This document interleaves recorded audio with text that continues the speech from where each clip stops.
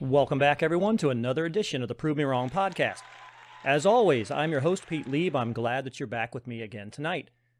Tonight, we're going to take on a successful conspiracy to commit murder, the murder of a U.S. president. And of course, when I say that, that statement normally leads you to immediately assume we're talking about the assassination of JFK, but that is not the president we're going to discuss tonight. Tonight, we are going to discuss the potential assassination of President Franklin Delano Roosevelt. My guest tonight and a friend of the show is author Stephen Ubaney, and he returns to discuss his research into the circumstances that led to the sudden death of the former president and why he believes something more nefarious was going on. Now, the official story is that FDR died of natural causes near the end of the Second World War, and while this is obviously tragic, I don't know that many would have been surprised. I mean, he was not a young man, and by all accounts, he had quite a few medical issues, including a bout with polio that left him paralyzed ultimately from the waist down. But Stephen has some alternative theories to suggest that despite his infirmities, FDR still had some life left in him, and he was in fact murdered. Stephen merged his love of history and his quest for the truth, and he became the architect of the Who Murdered book series.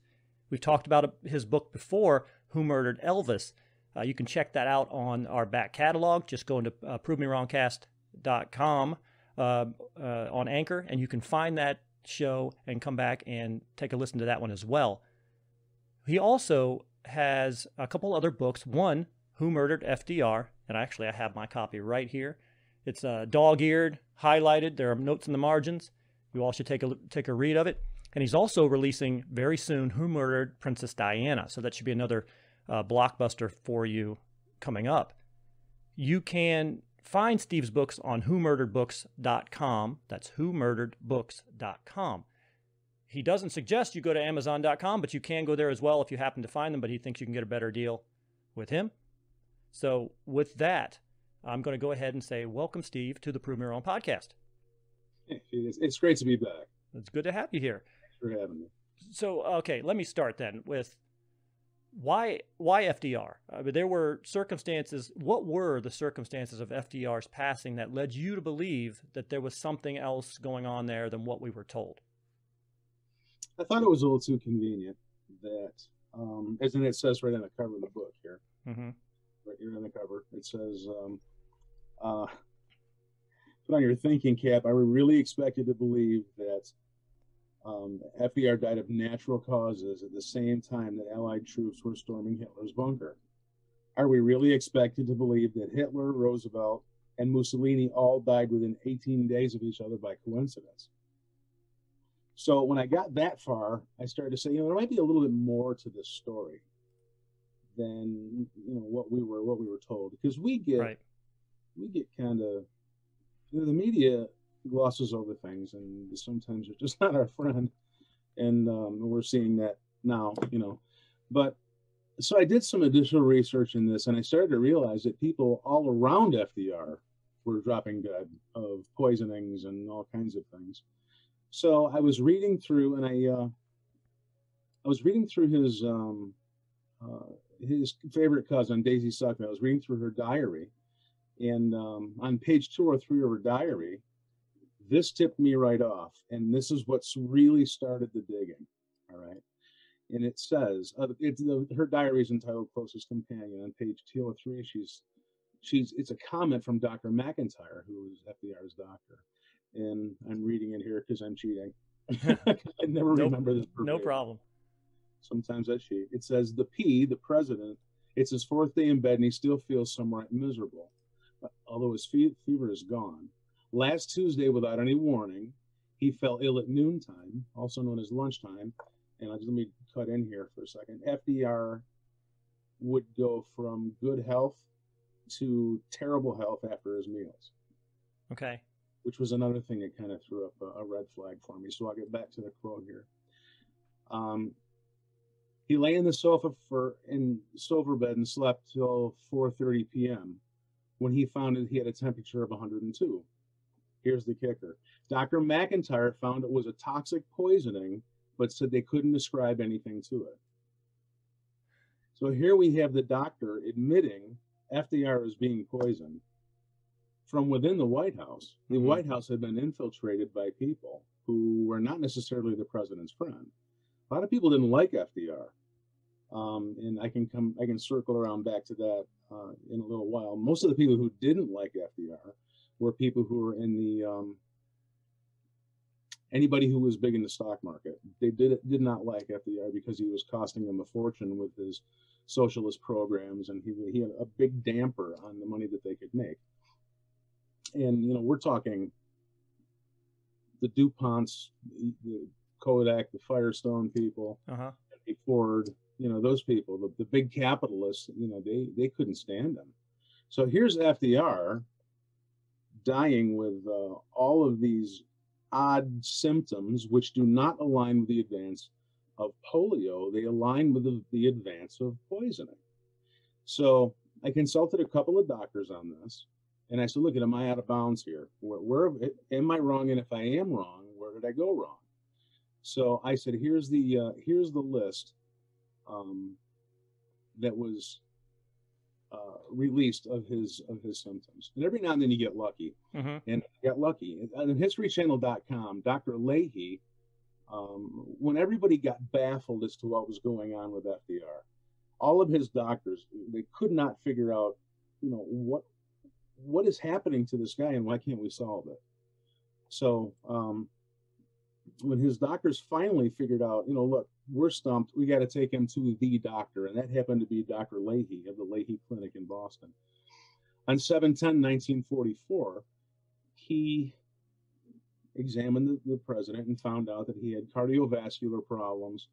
He was intellectually and mentally impaired. He had sensory motor problems. He had gastrointestinal problems. He had nervous system issues. He was pale. He had skeletal problems. His kidneys were failing. He was in renal failure. This does not align with the advance of polio. So it was 5 years ago, Dr. Leahy, and he wrote this memo years ago, and they released it on the History Channel, and I think it's probably still on their website. And he said that this whole litany of what was wrong with this guy all the way down, and in the end, he said this guy is not going to survive his last term. So all of these things are coming around to say, all right, there's something going on here that is not right. Now you throw in the kicker, and this is all, I take, in all of my books, I start out with what I've uncovered, and I run it through the motive, means, and the opportunity of who could have killed it. Did you read the book, Pete? Yes. Did you? Okay. Absolutely. Makes sense? Makes sense? Yeah, for sure. Okay. So FDR dies in the presence of two Russian spies. Right. Elizabeth Shumatov, who was the painter, who was painting his portrait, and her photographer, Nicholas Robbins. Both of them are in a mission for the Russian government, and they had all infiltrated FDR's administration. So, a very, very interesting book. When I said earlier that everyone was getting poisoned or having cerebral hemorrhages due to poisoning around FDR, it's quite a long list of the poisoning and assassination attempt. Well, like your other work, just to go back for just a moment. So like the first book we talked about with Elvis, you set the stage during the first act. Your books are kind of separated into acts. Your first act sets the stage and talks about the history of, how Franklin came into prominence, what his early life was like. Because, you also said earlier in your discussion tonight that he wasn't well liked. But that also goes a lot against the things that we learn in school when you're saying, well, he was the only president that had been elected to 4 terms. That would engender that he was actually very liked by the public, by the people, or, the Green New Deal. You hear about that all the time. You hear the Green New Deal, and you even hear about the new Green New Deal now, which, so you hear about these, the fireside chats, a lot of the things that he was doing that were so different at the time from maybe what everybody else was doing. So you set the stage in that first pair. And so can you do that for us as well here? Set the stage of the world at that point, how he kind of came in, his early stages prior to him this assassination attempt that you were talking about? Well, this is the second assassination attempt, actually. The first one was in February 15th of 1933. Yeah. Giuseppe Zangara, who was an out-of-work bricklayer, tried to shoot him in Miami and ended up getting the guy next to him instead. So he was liked by some, hated by others. He was he was, a lot of people don't understand that he was extraordinarily wealthy as a kid. Yeah. He lived, I was in Hyde Park, New York, to do research. You go to the museum and, of course, the National Archives there. They lived on the same parcel of land as the Vanderbilts. I mean, so we're talking old yard, big money. When people were bringing home $30, $40 a week. Right. I mean, these people had a treasure trove of cash. So this was how he was reared. He basically got anything that he wanted until he ended up, he was a spoiled brat, actually, until he ended up getting polio. And then he started to realize that, hey, look, there's more to this than meets the eye. And, it really, he started to be humble and care for people who were suffering from the same affliction. He was in order to understand FDR, you have to understand Woodrow Wilson, who was no fan of the Constitution. He didn't like our system of government. He liked the parliamentary system of government, where you had the legislative and the executive branches were the same. So he started writing, he being Woodrow Wilson, he started writing essays and things and published them. And FDR got a hold of him and really liked the Woodrow Wilson way of thinking. So he grew up being a big fan of Woodrow Wilson. Woodrow Wilson made him Assistant Secretary of the Navy. FDR had an interesting career. He was, a lot of people know he was governor of New York. He had quite a career, but he was really ushered into the scene by Woodrow Wilson. So he's watching all of this go on, and he starts to realize that, this cradle to grave system of socialism where everyone is cared for is the way to go. So this is what ushered him into prominence, and he was kind of he posed himself as kind of the jolly grandfather with the candy in his pockets. Gee, I give people what they want, and they work for them. Kind of, that's like the definition of quid pro quo. No doubt. There's so much today about quid pro quo, but I mean, that is the very definition of quid pro quo. So, he picked a fight in World War II with the Japanese. The Japanese wanted nothing to do with the war with us. They had just got out of a conflict with China that was very, very costly. And they were trying very hard to negotiate with us, and he didn't want anything to do with it. He shut off their oil supply, which caused them to go island hopping to get oil to survive. So he knew that he had to get the Japanese into the war. So it was a very, very interesting thing. The stories that we were taught were not necessarily the way they were. And that's incredibly correct. I mean, I believe you 100% on that. And you hear that a lot, where the narrative is we were sneak attacked, we were not expecting it, we were just trying to keep out of the fray, and then the Japanese came and attacked us and pulled us in.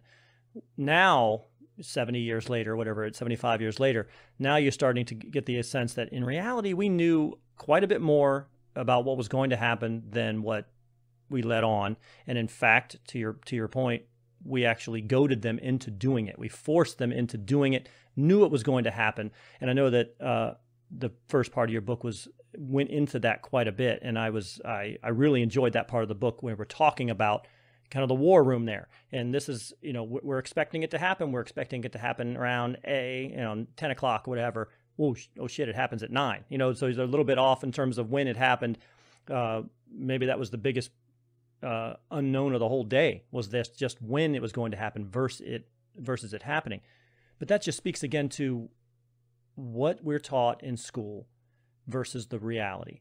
And I think that unfortunately a lot of individuals, and it's naive to think that the media isn't an arm of the government. They absolutely are, and they always have been. It seems more pronounced now than it was maybe 20, 30 years ago, but it's always been that way. The media has always pushed the narrative, always ensured that the public knew only the side that the people in power want them to know. So it's interesting and refreshing when somebody else is able to put pieces together, because they're all there. And we talked about it with Elvis, we talk about it with FDR. Those pieces are there independently. You just have to take them and pick them up and put them together. But the young people are losing the ability for critical thought. And I don't know if that's being done on purpose. Yeah, as I'm saying, I don't know if that was a side effect of the society we live in, or if that was the purposeful outcome of the way that we've been treated. I think it's probably on purpose. They don't want them to question the things that are going on. But basically, don't think, we'll think for you. Yeah, exactly. I also found really interesting the way you were talking about in the first section there, the prevalence of the Communist Party within the United States right around that time, again, with Woodrow Wilson and with FDR. Because again, 20 years later, we have the McCarthy hearings going on. There's this big Red Scare. Everybody's a communist. You're a communist. You're a communist. Everybody having trial. But the Communist Party was very ingrained in the American society in the 20s and 30s and 40s. Is that correct? Yeah, absolutely. I'm going to cheat, actually, and I'm going to go to my book because Sure. I was flipping through this book because this was 2 books ago. So, I'm flipping through this book and I'm thinking, man, did I write this thing? I'm having problems remembering what I wrote. I'm so, I'm like shoulder deep into Princess Diana right now. And right. So it's hard to remember. It's a large body of work. For so sure. I'm going to dig into this book, and I'm going to tell everybody the communists had infiltrated what. Okay. Lee Pressman had infiltrated the Agricultural Adjustment Administration. I'll just call it the AAA, the AAA. Okay. John Apt was the WPA, Works Progress Administration. Marion Bronock was the Minnesota Farm Labor Party. Alger Hiss was in the AAA, same thing. Donald Hiss was in the Department of State. We were taken over by spies in the Department of State. Can you believe this? Nathan Witt, again, the AAA, Agricultural Adjustment Administration. I won't do all of them. Victor Perillo was in the War Department. The communists in the War Department. We've been infiltrated at every single level here. Charles Kramer was the manager of the Department of Labor. George Silverman was the Transportation Department. Henry Collins was the National Recovery Administration and the AAA. 2 more. Nathaniel Weil was the AAA. And I'll end it right here. Harry Dexter White was in the Monetary Research and the Treasury Department. So when you're infiltrated to the point where you have communists in the Treasury Department, I think you're pretty well infiltrated. So, and this is not this way because I say it's that way. I mean, this information's all out there. You just have to peek, And at the time, I know during the war itself, we were allied with the Soviets. We were allied with the communists for the purpose of winning the war. But the reality of it was there was quite a bit of friction between the two countries. Correct? There was quite a competition going on because at that point we're about to split the spoils here. Who's going to take over the remainder of the world? And Stalin had ideas of taking on a much larger portion of the world, if not all of it, than what Churchill and FDR were planning. Is that correct? What was I also found, again, the negotiation sections with Stalin and Churchill and FDR to also be very interesting, because I did not realize, or I had no clue, that FDR was as enamored with Stalin as was mentioned in the book. That he was actually, he looked up to him. He looked at him as a not necessarily a mentor, but maybe I don't know. He really found him to be someone that he looked up to. Well, I think that people in power and control, everybody who has power and control seeks to expand it and to keep it. And it doesn't matter what political party or what government you're in. It doesn't matter. That's just the nature of human beings. We have just some failings as human beings. And it shows up in every empire that's fallen. We fall the same way every time, So we have these things, we have these little things that we're just not very good at. But I think the reason he admired Stalin so much was because he had total control of his people and he could do what he wanted. And I think, FDR had the same thing, basically, just in a different way. I think that really was part of his admiration for Stalin. And Stalin was this guy. Stalin was probably one of the greatest megalomaniacs in history. I mean, he everybody who got in his way, he murdered. He murdered. I don't want to go into it. It's in the book. I won't bore everybody. He murdered a lot. He murdered his way up to the top, and then he murdered everybody behind him to stay at the top. Hell yeah, he murdered everybody in the Politburo. I mean, it's just amazing. He gets away with it. I guess when you control all the government, you can do lots of things. But this guy was really, really something else. And people say it sounds interesting now to look at history, but we're really not taught history anymore. Right. We're really not. We kind of gloss over things, and we just don't get the real tour of what happened. Lenin's wife, Krupskaya, had no love for Stalin at all. They used to make fun of him. They used to make fun of Stalin. They used to call him Comrade Pencil Pusher, because he was the secretary, and he just was able to murder all of these people and leave no trail back to himself. So the original Politburo members were, they were all chasing each other, and he was just standing there laughing up his sleeves because they would never dream that this guy, they used to make fun of him because he was so stupid. They would never believe that this guy could do these things. So he murdered his first wife in 1907 after 18 months of marriage. And again, I'm cheating. That's okay. There's no way I could remember all this, So, and he had her death records destroyed. The second wife became a student at one of the local universities, and she started to question some of the things that he was doing and how badly he was treating some of the people. Murdered her. He even went on. Professor Dmitry Plunov was his doctor, and the Politburo members would go in for massages and this and that and the other thing, and they were talking too much, so he had him murdered. I mean, everybody who got even close to this guy just got murdered. It was unbelievable. So when you start killing people, around you, it's pretty easy to keep control and keep power of things. So there were definitely circle back to your original question. Stalin definitely looked at the organization between the three allies as temporary. He was positioning himself for the post-war world. He wanted to rule the world. Mm-hmm. And this was one of the reasons why he was pushing us into D-Day. He wanted us to open up that other front in Europe and this and that. Well, because he was taking a lot of losses at his end, but he didn't care about his people like we care about ours, or cared. Right. He wanted to see what military might we could muster, because he wanted to see when the war was over, what his competition would be. So he was a very interesting guy. Yeah. And in the end, he ended up being poisoned. After all of that, in the end, the drug of the day was warfarin, which went on to be rat poisoning. That was used that in rat poisoning. It was a drug thinner that would just blow your brains out. You'd bleed internally, and that's exactly what happened to him. So, warfarin was undetectable. It was tasteless. It was colorless. It was odorless, and this is how he was giving people around him cerebral hemorrhages. So it's very interesting. It's very interesting in the book. I lay out other people who were dying of cerebral hemorrhages mysteriously right in FDR's cabinet.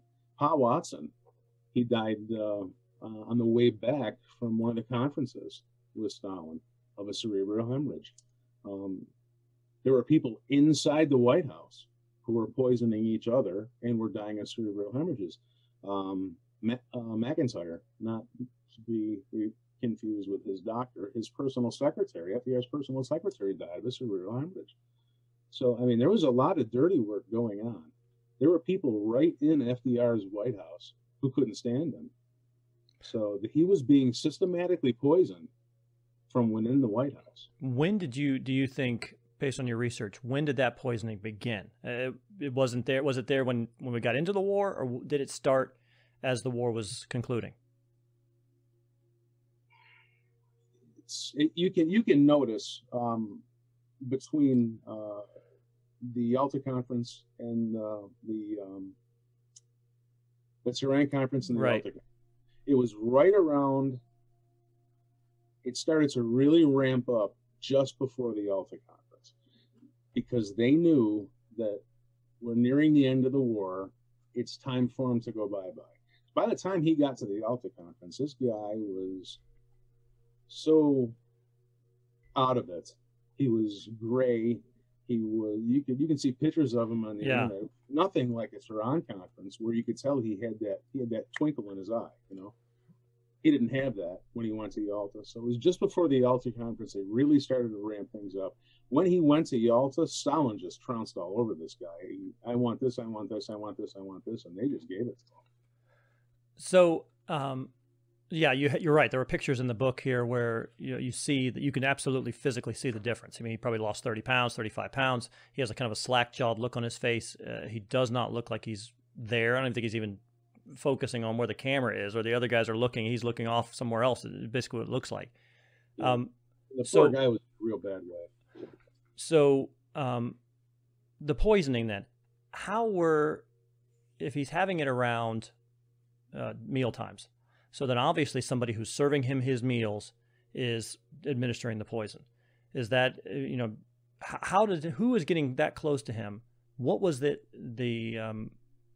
protocols like at that time for food service, for, Secret Service, any of those things that should be there protecting him, should be there validating? Because as far as you can remember, you watch a movie now from the Middle Ages, and there's always some fool who's the taster. The guy, he has to eat the food first. If he croaks, the king's not going to eat it. Why was there not that type of organization set up in the White House? Worst job ever, food taster. Yeah, worst right. Job ever. You hate. They hate you. They do it today. Yeah. Actually. To answer your question, I have to circle back here. Roman Emperor Claudius, Napoleon. These are people who use food testers. Cleopatra, right. Elizabeth. This is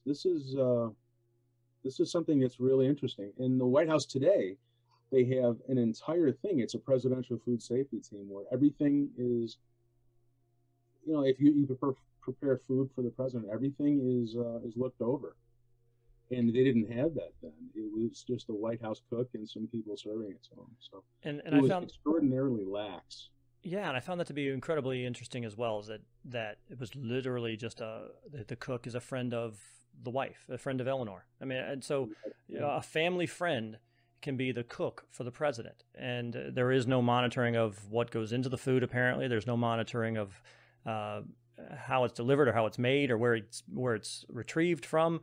That was a very interesting passage when you were talking about the back and forth between FDR and the cook, because FDR, the meals were notoriously terrible.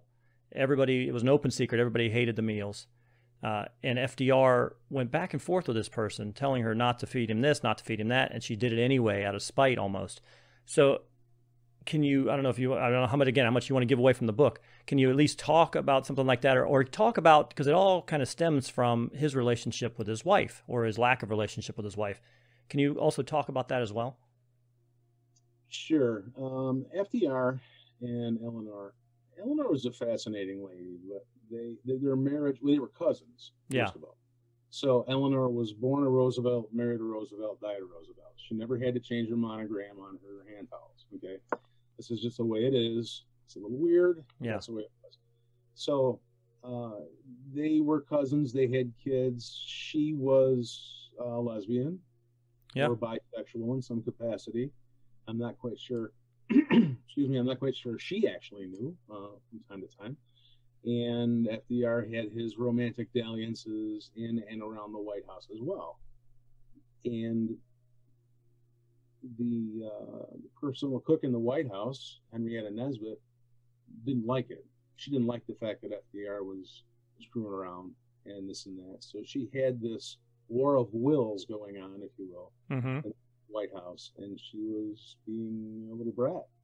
But I found that so weird. I found that kind of disingenuous, though, that also, because to what you just said there, Eleanor also had extramarital dalliances. She also had other boyfriends, girlfriends, whatever that may be. So it seems at odds to think that, one, we're both doing the same type of activities, but two, I'm so upset about your doing that my cook is going to feed you just terrible food and feed you things that you don't like, and you know, people will eat before they come to the White House for dinner because they don't want to eat the food there.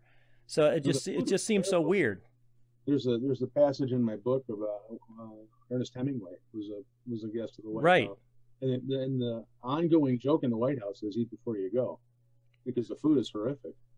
So she was a nice lady, but she sure as hell couldn't cook. And if it wasn't for her friendship with Eleanor, there's no way she would have been the White House cook, you know.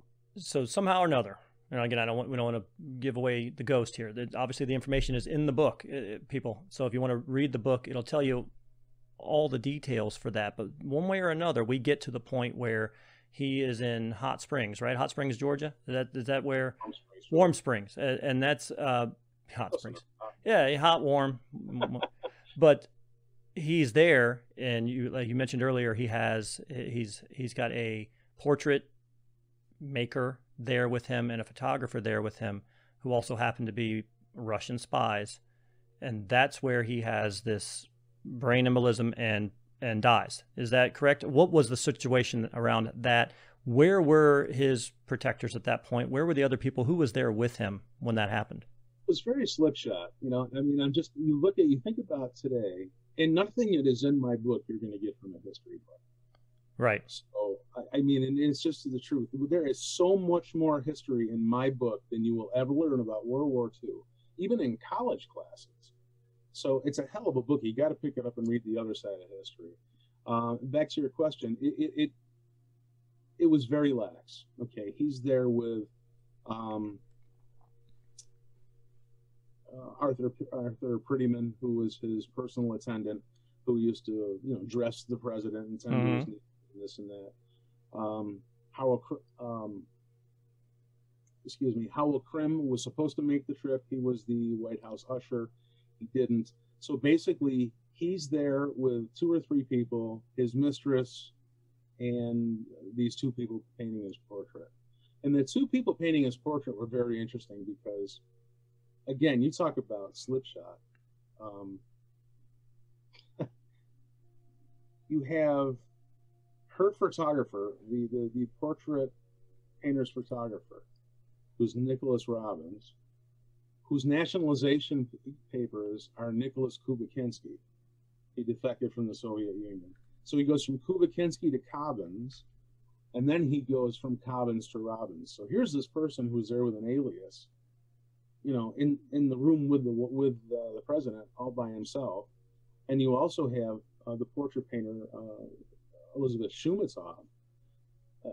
You know, I mean, her husband Leo was in the provincial government, who came to America on, and this is in her book, by the way. If you get a chance to get her book, do it. She describes how her husband Leo, was in America on a mission for the provincial government. So he ends up working with the Sikorsky Aviation Corporation. They bounce around upstate New York for years and years and years. And I don't know how these Russians found each other, but Sikorsky is also a Russian.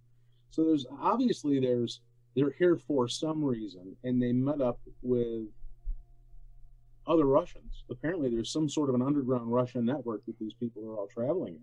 This is happening in the United States of America, and no one talks about it. It's amazing how many foreign agents you list in this book, and they're all right there at the same time, you know, just like you just said there, how did all of these foreign agents get that close to the president? It's mind-boggling. You also had mentioned, though, that his health always tended to rebound when he went to Warm Springs, that he would go there for, you know, an extended period of time. He would get revived. He would come back and his health would be better. His color would be better. He would, and then when he got back to the White House, that is when he would start to fail again. So what was the difference in the circumstance there that day that he was there then and he did not rebound? Do we know? He was too far gone. The reason why he was, and pardon me for reaching over here, part of my set was falling down. So, you know, there's people who aren't authors and don't go on shows. I mean, all kinds of things happen. Yeah. We have to take drinks of water, and it's just the way it is. So please bear with me. It's Western New York in January, and I've got a sinus headache that could just kill you. So bear with me. All right. I'll get through it, I promise. The reason why he was just too far gone the last time. Okay. The reason why he would be bouncing from, you know, good health to bad health when he would go to Warm Springs, Georgia, because he had a different cook at Warm Springs, Georgia. So he was actually getting food that wasn't tampered with. So, you know, he was having he would have terrible things. I mean, after mealtimes, his blood pressure would go crazy. He was in this bipolar schism health-wise, and his blood pressure would go crazy. It'd be 179 over 310, and nobody could figure out why. And his body was not responding to any sort of these drugs. And this is why they finally said, you know, we've got to get this guy to somebody else because, you know, the doctors, they couldn't figure out what was wrong with him. They just couldn't figure anything out. So this is why they ended up taking him to Dr. Leahy, who published his findings. And, you know, so anyway, that's what happened there. He was just too far gone, and it was timed perfectly. There are substances. We're used to thinking of the United States as being a leader in medical and this and that and the other thing. We're a very young country. And back in the 1940s, Europe had a hell of a jump on us. And some of the doctors over there had already banned certain chemicals and things that were still available here. So I won't give the book away, but what they were poisoning FDR with was something that was very common that he would find all over the house that would poison him, and you wouldn't be able to find any. You know, it wasn't warfarin, by the way. They'd be able to poison this guy, and they wouldn't be able to, you know, to figure it out. But these poisonings in World War II were very common. Hitler had at least 42 attempts on his life from 1933 to 1944, poisoning and otherwise. Erwin Rommel, they forced a cyanide capsule down his throat because he had finally figured out that Hitler was out of his mind, and he was starting to form a coup to overthrow the government. Winston Churchill, this is one of the most interesting part of the books, who's my sixth cousin, by the way. Winston Churchill, the Nazis there were a lot of things, but stupid wasn't one of them. The Nazis were really smart. No doubt, yeah. They had infiltrated, Churchill,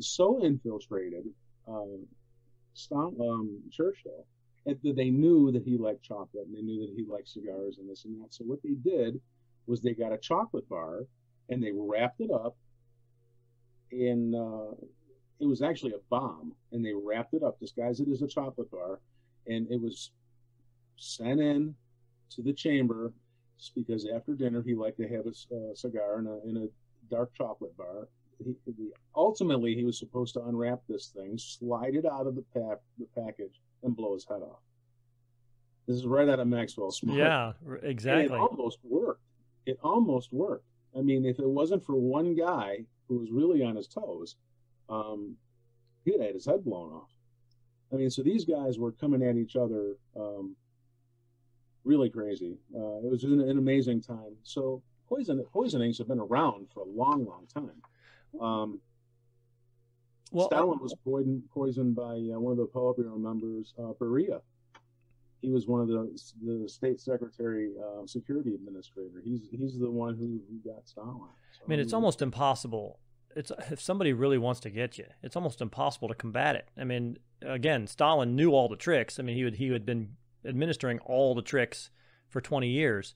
and yet they still got him with that one. They still got him with the old reliable, slip something into your drink or into your food and kill you. If somebody wants to get you, they will get you at some point.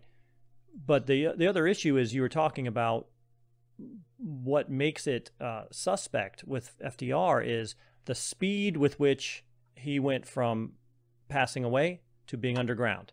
And it was a very quick turnaround between when he died, when he was underground. I don't know that there was, too much in terms of an autopsy. I don't know, and I don't really know in terms of medical practice at that point if they really could have even isolated and identified what it was, if their medical knowledge was at a point where they could have really done something at that point to say, yep, okay, he was poisoned and this is what it was. I don't know, but it didn't sound like that actually happened, right? He passed away, and within 3 days he was in the ground. Yeah, they couldn't get this guy in the ground fast enough. I mean, it was amazing when you think about, and it's the same law that was broken in November 1963 in Dallas as it was in 1945 in Warm Springs, Georgia. The law is, okay, and they broke the law both times. It's the same law. Wherever you die, you get autopsied there. Doesn't matter if you're the president, any human being that dies, if you go tomorrow and heaven forbid you're in Idaho and you drop dead, you get autopsied in Idaho. Okay, even if the body leaves. And that's the same for presidents, and they do that because for disease control and so forth. And it's the same thing with, I'll give a little glimpse into the Princess Diana book, Dodi Al-Fayed, all right? He was killed in that crash. He was not autopsied, and he was brought back to England. They broke that law too. So they're breaking these laws for reasons because, I always say, if you don't want to look for something, if you don't want to find something, don't look for it. So, it's interesting. So I think it was like 59 hours, death to grave. There was no autopsy. There was nothing. I mean, they couldn't get this guy in the ground fast enough. Nobody saw the body. But the casket wasn't even open, was it? It was a closed casket? Completely. So he obviously had some type of discoloration or something going on that they didn't want people to see. Yeah, it's really interesting when you look at how it happened. It's a very interesting time in history because things are just casual enough where you could pull this off. Right. So here's Eleanor Roosevelt in 1957. She's been hearing whisperings throughout Washington, D.C. that FDR has been poisoned for decades. So in 1957, it was 12 years. Yeah, it was 12 years after he died. She hires a private investigator and says, go get the information. I want to find out what his medical records are. I want to find out what really happened. The medical records were stolen out of a locked file in Bethesda.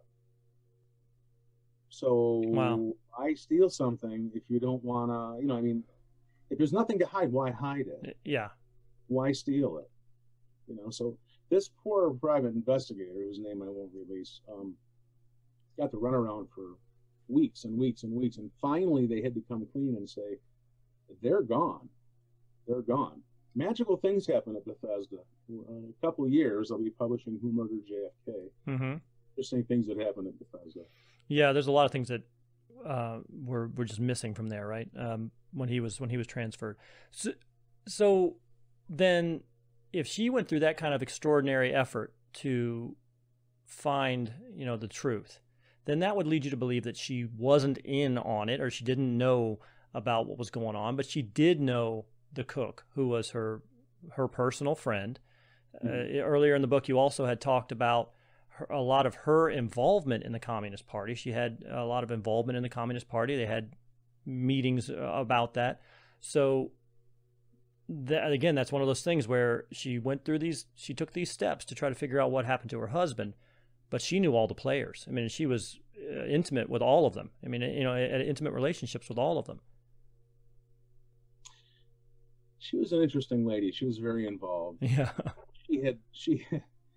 And we have to do a little disclosure here. The communists back then, they had no idea about evil empires or anything like that. It was just a new system of government where there was no one suffered, and they really thought they were doing the best thing. It's not that these were evil people. Of course, they were not. Mm-hmm. The Communist Party, of course, we see what happened afterwards with this, but it was in its infant stages at this point. And so they really thought they were doing the right thing. Eleanor had no idea what was going on. She had no idea what was going on. She just knew the president was getting weaker and wasn't long for this earth. I think that someone, and it had been rumored about all through Washington, what was going on with FDR. And she finally said, I need to know. And she never found out. So, I mean, it's really interesting. I mean, if it was a natural death, why steal the records? You know, why break the law and have the body taken out of Warm Springs, Georgia? It was less than 69 hours. I'm sorry, it was 69 hours from the cradle to grave. So when you go that far, they're covering something up, and I think that blew a little bit off of it. And it's a good thing that I did because nobody else has looked into it. You know. So ultimately, Stalin wants to rule. He wants to get rid of FDR. FDR is now gone. What was Truman's? How did he fit into that narrative? Did Stalin get a little more than he was asking for when Truman came in? What was their relationship like? You know, what was his expectation with FDR out of the way? What did he think that he would get, and what did he get with Truman? Well, what he thought he was going to get and what he got were two different things. Yeah, exactly. And he thought that Truman was somebody who wasn't very political savvy, and he was just going to go right over him. And boy, was he in for a shock, because Harry Truman hated Stalin on sight. They did not like each other, and they showed there was no mystery about it. I mean, they just didn't like each other. It was I'll save that. All right, I don't want to spoil that.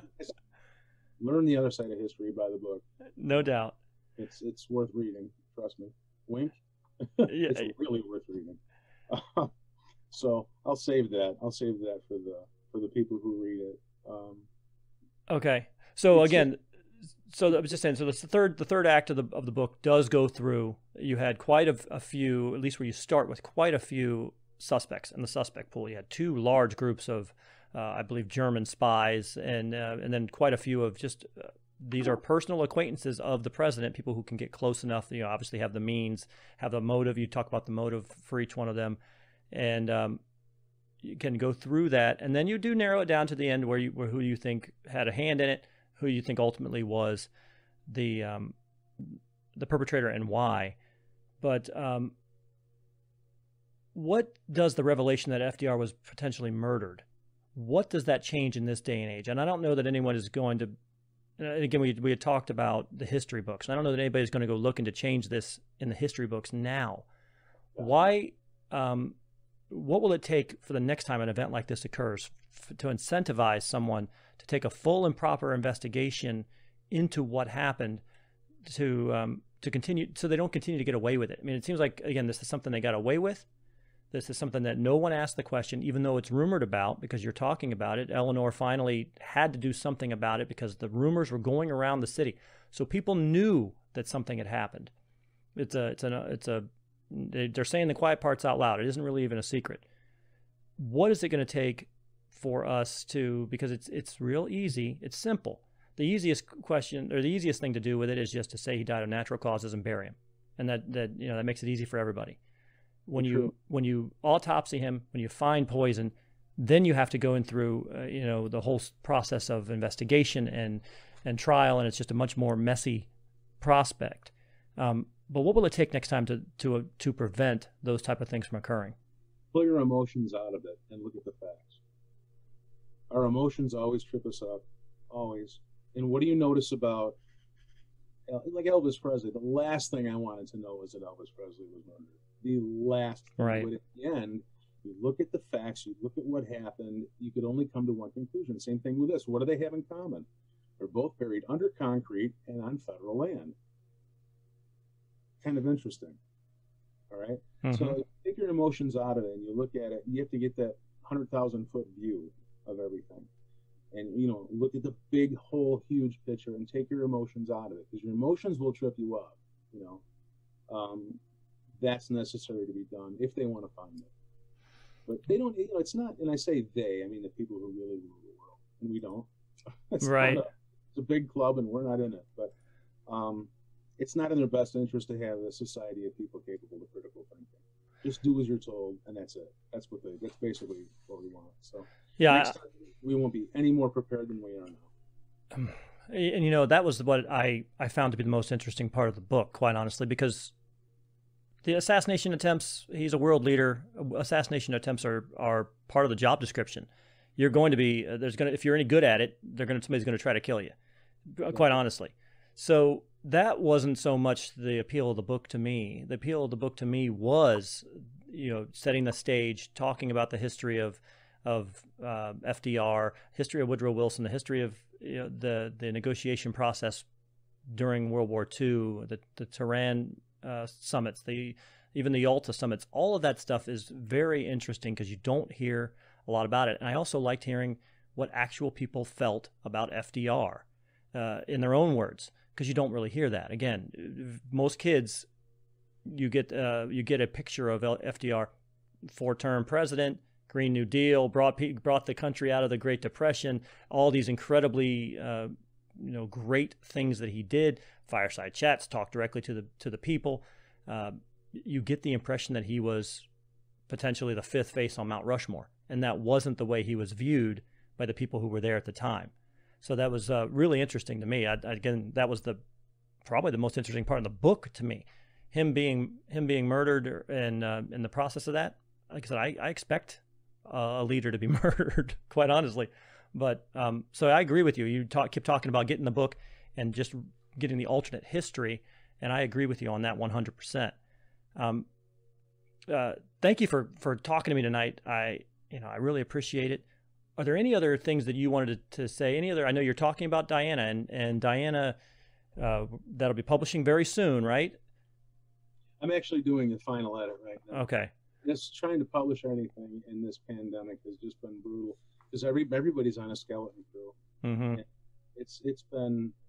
It's 3 months overdue now, so it should be out, I don't know, a month or so, and then we can sit down and do this all over again. Absolutely. And then ultimately you are talking about the JFK as well. That's the cherry on top, right? When you're talking your 5-book plan.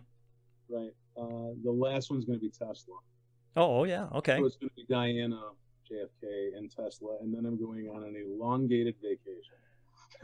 Well, you'll find somebody else who died under suspicious circumstances, and then you'll want to look at that too. It is what it is. It seems kind of like that's who you are. You'll find somebody else who you wonder, man, that guy. Suddenly it'll be an Epstein book, something like that. I always write about people who've been dead for decades. That way, whoever killed them is dead too, and I'm fine. Well, and it tends to be easier to get information then too, right? I mean, when it first happens, they lock everything down, so you get no information for 10, 15, 20 years. With this book, you have deathbed confessions, and you have like Daisy Supply, the diary I was reading from. It took a while for that to come out, and people say, it seems so outrageous that he was poisoned and everything, and poisoning's been a legitimate weapon since 331 BC. I mean, Rasputin, everybody from Rasputin to the Apostle John was poisoned, and yeah. It's amazing. The Italian Renaissance was really the peak of the 14th century, was the peak of political assassination. So this has been around for a long, long time. Every president since the 1800s has had a food taster, and they're doing it for a reason. Well, they had the perfect, no, he wasn't a patsy, but they had the perfect patsy for it. I mean, because he was already infirm. He was already in poor health. He had gone through his issue with polio.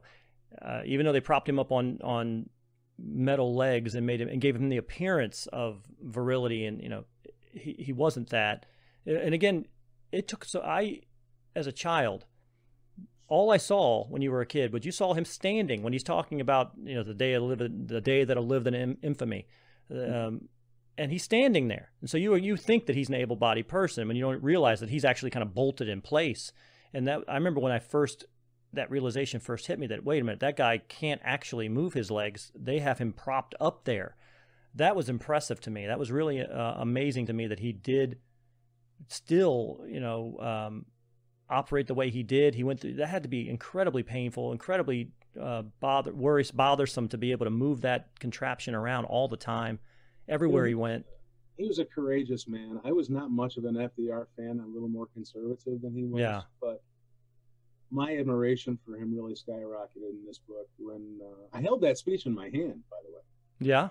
It was at the National Archives. I held that speech in my hand, and you talk about shivers, I mean, it's really something. But I think he was the best war president we ever had because he was sharp. Yeah. I mean, you can say a lot of things about him, but he was one hell of a sharp guy. But my admiration for him, just with the strength of will he had to come back from, I don't know how the hell he didn't die. I mean, it's amazing. Exactly. I mean, this guy was really, really something. The guy was a genius. He really, really was. Politically, I didn't like some of the things that he did, but I can't be a detractor from him. But that speaks to the duality of everybody, right? I mean, you can disagree with somebody's political stance or their you know, what they feel about climate change. You can disagree with that, but then there are, yeah, unless you're on Facebook or Twitter, and then you're gone.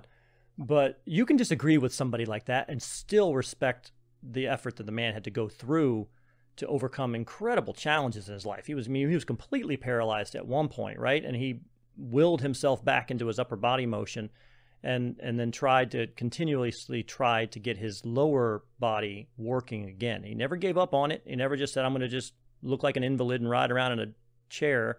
He put huge braces on and acted like he was able-bodied. And I think a lot of people never really even knew that he wasn't. You know, they hid it. There's so much in my book about, it's not an FDR detractor book either. Right. It does tell the truth about it. But, yeah. You know, this guy couldn't move anything.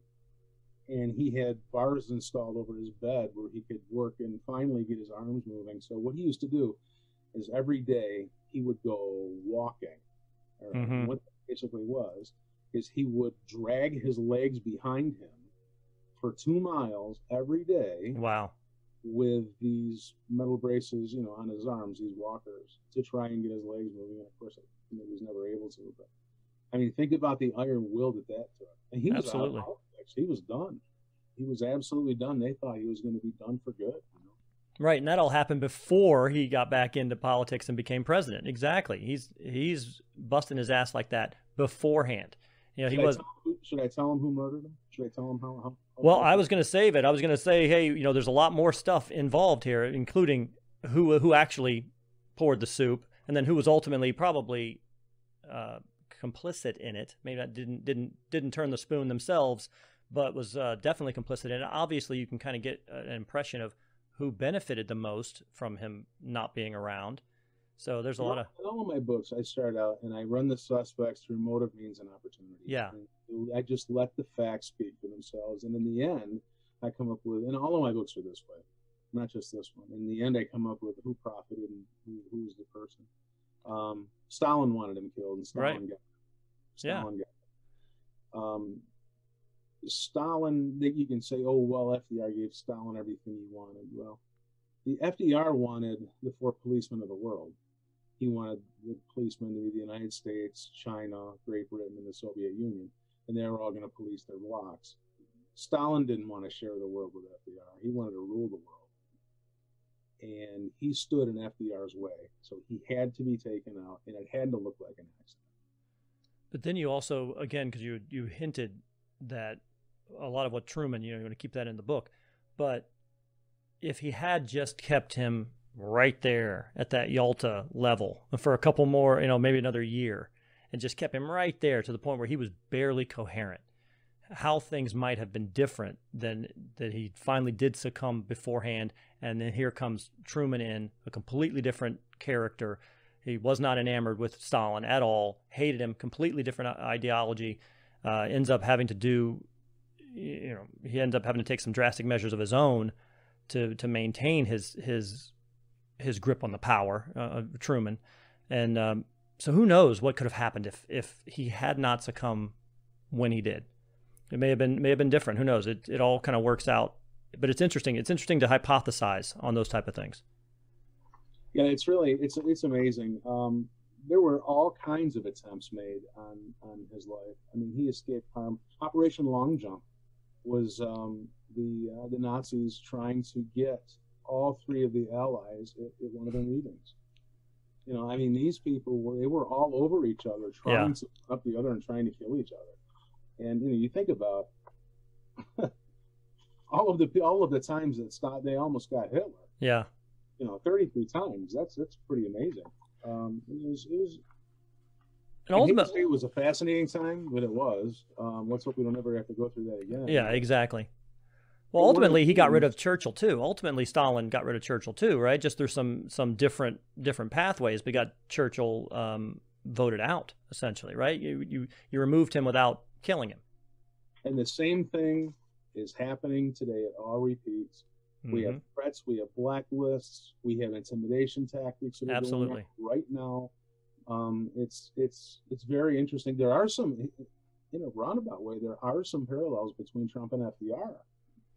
Yeah. That I'd like to go through quick. Both of them were wealthy New York families. Both families made their money in real estate in some capacity. Both ran on a platform of working for the common man, for the common worker. Both had drastic plans to fix the American economy. They spoke directly to the people. FDR used radio. Trump used Twitter. Right. There's a lot of parallels. FDR was a hero to the media. Trump was loathed by the media. And they were both hated by the other party. So there's a lot. History always repeats itself. And this is why it's so important for people to realize what the hell is going on, because our universities aren't teaching this. They're really not. And if people like me aren't out there, it's all going to be lost. All of this is going to be lost. And as soon as we lose it, it's going to come right back again. And it is. It's coming back. It's a hell of a book. I hope everybody gets it. Not because I wrote the book, but there's history in there that I don't think that people are going to know. Well, you read the book. What do you think? Give me your dime tour. No, I mentioned it several times. I mean, I felt that the tour through the historical record is incredibly interesting and powerful. That's what I really enjoyed the most about it. Like I said, it got to the point where we got to the conspiracy to murder FDR and where it came from. That all made total sense to me. I can completely understand the motive behind that. But what I really enjoyed was setting the stage in that first scene, kind of getting to in the middle section there where he did pass, but they talked about some of the inconsistencies in the way that he died, and the way that he was transported, and the way that he was buried way too early. No autopsy was performed, closed casket, all those different things that would lead you to believe that something conspiratorial had happened. So I absolutely I agree. Yeah. Buy this. That's right. And learn. I put my heart and soul into this thing. There you go. I was looking through it before the interview because I haven't done an interview on this book in about a year and a half. I'm on to other things, And I was looking through this book and I'm like, man, this is a pretty damn good book. I wonder who wrote this. That was you. So once again, the title is Who Murdered FDR? You can find them on whomurderedbooks.com. And again, if you absolutely have to, if for some reason they're sold out, I guess you could go to Amazon, but we don't do that. You get the best deal with whomurderedbooks.com. Once again, Steve Ubaney, I really appreciate you being with me again tonight. And when Diana comes out, we'll talk again. Thanks, Pete. And thanks, everybody. And I will see you soon. Thank you. Bye. So once again, that's Steve Ubaney. We were talking about FDR. We started there and then kind of went on a little bit about just the current state of affairs. And so it was interesting. Take a look. whomurderedbooks.com. Who Murdered FDR? That's the name of the book. What are your thoughts? You can contact us on our Prove Me Wrong Cast Gmail account. It's provemewrongcast@gmail.com. You can also find us on Facebook or Instagram. It's Prove Me Wrong. It's the name of the program. You can look us up, drop us a line, let us know what your thoughts are about it. Do you think it's just too far? Again, we didn't talk a lot about the type. I think we actually did say what the type of the poisoning was. We did talk about it was ultimately Joseph Stalin who wanted him there, but there is some additional intrigue and additional steps that were taken to get to that point. So there's still some things that were left back in the book that you can read, but it is an interesting read from the standpoint of setting the stage of the world in the 1920s, 30s, 40s, things that you don't necessarily know, getting some firsthand information from people who were there at the time, things that you don't hear a lot about in the history books. History is written by the victors. They whitewash things. You won't be told exactly what the truth is. You'll be given a version of the truth, and then you're going to have to either you believe it or you don't. But I would challenge you all to continue to be critical thinkers, and if something doesn't sound like it makes sense, it probably doesn't. So yeah, drop us a line, provemewrongcast@gmail.com, or on at Facebook or Instagram. If you're just looking for ways to listen to the program, we are on every program, podcast program that you could have on your phone. We're on Spotify, Stitcher, Tunein Radio, iTunes, Anchor, any podcast platform that you use, you can find the Prove Me Wrong podcast. Like and subscribe to the show, and you'll be notified when a brand new episode is released. We release them once a week, so you'll get a notification on your phone, and you can sit down and enjoy the brand new Prove Me Wrong podcast. Also, if you're interested in supporting the show, if you like what we do and you'd like to support us, we do have a Patreon account. It's patreon.com/PMW podcast. I know I just talked about the fact that you can subscribe and you will be notified when a brand new episode is released. If you become a sponsor in Patreon, you will get sneak peek at an unreleased episode, one that before anybody else gets to see it. So you will get some additional perks for your patronage, and we would appreciate that. So if you're interested in that, you can do that again, patreon.com/PMW podcast. And our sponsor tonight is ZendoZones. Prove Me Wrong podcast is brought to you by ZendoZones citronella burners from JT Eaton. And I actually have one right here. There's what it looks like. They're shaped like fearless bug repellent tiki gods. See, it's a tiki god. So let's surf and stand. Hawaiian Howie and Luau Lily bring the islands to your backyard with ZendoZones citronella burners. They use natural 3% citronella candles and incense cones. And again, they're perfect for patios, decks, backyards, campsites, poolside, and more. You can enjoy the outdoors again. They are available on Amazon.com and at select Ace Hardware stores. Go ahead and collect them all today. So once again, from my host or my guest tonight, Steve Ubaney, the book was Who Murdered FDR? WhoMurderedBooks.com. I am Pete Lieb. This is the Prove Me Wrong podcast, and we will see you again soon.